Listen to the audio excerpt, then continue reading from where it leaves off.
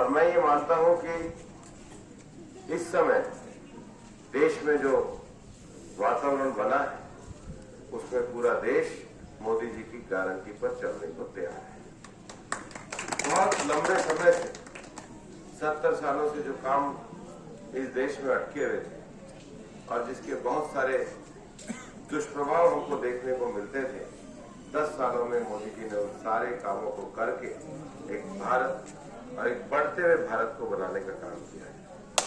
कई बार लोग ये पूछते हैं कि साहब 370 टूट गई, देश तो एक हुआ ही, लेकिन कश्मीर के गुर्जर भाइयों को जो ओबीसी का आरक्षण नहीं था उनको भी ओबीसी का आरक्षण देने का था। और पहली बार कश्मीर से हमारे बख्तरवाल गुर्जर भाई गुलाम को भारतीय जनता पार्टी ने राज्यसभा का सदस्य बनाया। इस बार पार्टी ने मध्य प्रदेश में हमारे भाई बंसीलाल गुर्जर को पार्टी का राज्यसभा सदस्य बनाया। उत्तर प्रदेश से सुरेंद्र नागर को सदस्य बनाया। जब मोदी जी कहते हैं सबका साथ सबका विकास, उसका अर्थ है समाज के हर तबके का प्रतिनिधि रख के गांव देहात का विकास करना। ये मोदी जी की गारंटी है और इसको लेकर मैं भारतीय जनता पार्टी का प्रत्याशी होने के नाते 36 बिरादरी का प्रत्याशी हूं और 36 बिरादरी की सेवा करके आगे बढ़ाना ये भारतीय जनता पार्टी के सांसद के नाते मेरा था। जब आजादी के 75 साल हुए थे तो प्रधानमंत्री जी ने सभी सांसदों को कहा था कि कोई ऐसा आजादी के 75 साल पे काम को सोचो जिसको ऐसा लगे कि आपने अपने सांसद रहते हुए काम किया। उस समय मैं मेरे गांव में अपने पुराने मकान में ई लाइब्रेरी चलाता था, 4 मैंने गांव में बनाई। तो जब मेरे संसदीय कोष से बात हुई, मैंने कहा मैं 75 लाइब्रेरियां स्थापित करूंगा। तो अलवर जिले में मैंने 57 ई लाइब्रेरी 57 स्कूलों में और 22 स्कूलों में कमरे। अब मेरा ये सौभाग्य है कि उसमें एक गांव ये अपना गुजरवाल गांव भी है। मैं ये सोचता था कि बिल्डिंग तो बन जाएगी, लेकिन ये बिल्डिंग बनने के बाद जिस तरीके से मैं इसको चलाने की कल्पना करता हूँ, क्या मैं उसको पूरा कर पाऊंगा? मुझे लगता है बच्चों की दुआ लगी होगी। मेरे को एमपी की टिकट मिली है, जो बिल्डिंग बनी है। अब 5 साल ये काम तो मैं पर्सनल लेवल पे करूँगा और ये काम मेरा अपना एक शिक्षा के प्रति गांव से निकलने के कारण एक रुचि का विषय। मेरा मानना है कि इस इलाके के बच्चों के पास पढ़ने की क्षमताएं बहुत हैं, स्कूल भी बहुत अच्छे हैं, बच्चे भी बहुत अच्छे हैं, टीचर भी बहुत अच्छे हैं, लेकिन कोई एक कम्युनिटी सेंटर ऐसा मिल जाता है जब बच्चे केवल इसी भावना से आते हैं तो उनको प्रेरणा और मिलती है।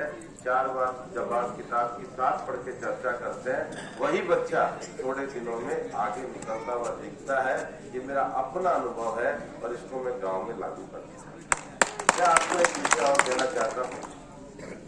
हमारे इलाके में विकास की बहुत संभावना है और विकास की संभावना में एक जो विषय रहता है वो पानी का विषय रहता है। पश्चिमी राजस्थान में जो अपना पूरा पश्चिमी राजस्थान का इलाका है, भरतपुर, धौलपुर, करौली, दौसा, सवाई माधोपुर और अपना पूरा ये अलवर का पूरा जो पुराना लोकसभा क्षेत्र शामिल है, यहाँ पर हमारे जल स्रोत सूख रहे हैं। जल स्रोत सूखने के बहुत सारे कारण हैं, लेकिन उसका एक कारण है कि हमारे इलाके की नदियों का प्रवाह कम हुआ है, पानी का जमीन से दोहन ज्यादा हुआ है। अब पानी को बचाने और लाने के 2-3 तरीके तो हैं। एक तो पानी के रिसोर्स का समझदारी से इस्तेमाल हो, बारिश के पानी को रोका जाए, तालाबों को खोदा जाए, पर जितनी मांग और आवश्यकता है उस हिसाब से इस बात की बहुत बड़ी आवश्यकता है कि यहाँ के आसपास बहने वाली जो नदियाँ जहाँ पर ज्यादा पानी होता है उनको इंटरलिंकिंग रिवर के द्वारा जोड़ा जाए और उनका जो अतिरिक्त पानी हो उनको यहाँ के बड़े तालाबों में छोड़ने का काम। और यही ERCP की योजना है। पिछली हमारी सरकार थी राजस्थान में, हम ये योजना बनाते थे, लेकिन गहलोत साहब ने इसके ऊपर कुछ नहीं किया। आज ERCP योजना केंद्र सरकार के कारण 45,000 करोड़ रुपए की लागत से वो योजना राजस्थान और मध्य प्रदेश सरकार ने तय करी है।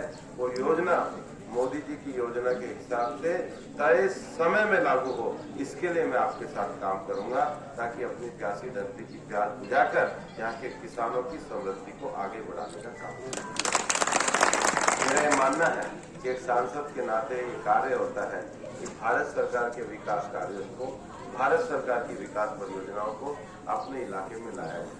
अलवर के साथ जो मेरा जुड़ाव एक सांसद के रूप में रहा, अलवर के साथ जो मेरा जुड़ाव अपने सांसद निधि के कोष को खर्च करने से रहा, अब अलवर के साथ हुई मेरा जुड़ाव लोकसभा सांसद होकर अपनी पूरी टीम के साथ अलवर के लिए विकास की योजनाओं को लाने का होगा। मोदी की गारंटी को आपके गांव तक पहुंचाने का होगा। इसके लिए मैं आशीर्वाद मांगने के लिए आपके पास आया। मुझे पता है 19 अप्रैल को लोकसभा का चुनाव है और कमल का बटन ये मोदी जी का निशान है। अगर आप हिंदुस्तान में मोदी की गारंटी को आगे बढ़ाने के लिए अगर कमल के निशान पे बटन दबाते हो तो आपकी मोहर मोदी जी के साथ भारत के मस्तक को ऊंचा करने का काम करें। मैं उसी आशीर्वाद के लिए आपके पास आया हूँ। आज पूरे दिन और कार्यक्रम है, लंबी बात भी आपसे करूंगा, आपके बीच में आपके साथ रह करके काम करूंगा और मेरे मिलने का बहुत एक अच्छा सा तरीका है। मैं तो जल्दी सुबह उठ के काम करने लगता हूँ। जब भी किसी मेरे लोकसभा के भाई को मेरे से मिलने की इच्छा हो, पता कर लेना मैं अलवर के मकान में हूँ या मैं दिल्ली के जहाँ पर भी होऊंगा, सुबह 8 बजे बिना कहे आ जाना। मैं आपकी सेवा